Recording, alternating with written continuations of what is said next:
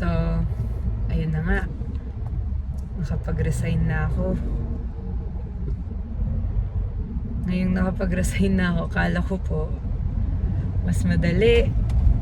Makakapagpahinga ako ng matiwasay, walang iniisip. Di ko na kailangan mag-leave. Alam mo yun? Wala akong time. Wala akong time na commitment. Aba, hindi ganun yun nangyari. Ngayon, mas busy than ever. As in. Totoo pala yun. Na pag sa sariling negosyo ka, mas busy ka na. Grabe.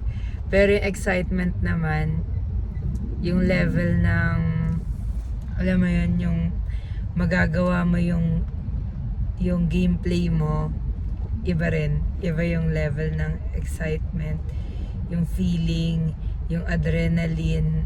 Grabe, kung pwede ka lang na hindi matulog sa sobrang pagka-excited mo, nandun ka sa level na yun. Kaya sobrang okay. Yun lang, kaya ako, dahil nagsisisi, mas gusto ko pa rin talaga to. Kahit na sobrang liit ng sweldo mo pa sa umpisa, minsan nga wala eh. Pero, mas gusto ko pa rin to. Ito talaga yung final. Sana. I might be wrong, but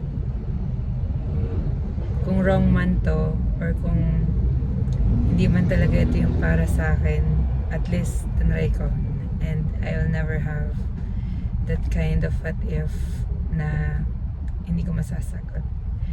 So, yun lang. Ang galing. Amazing. Bye.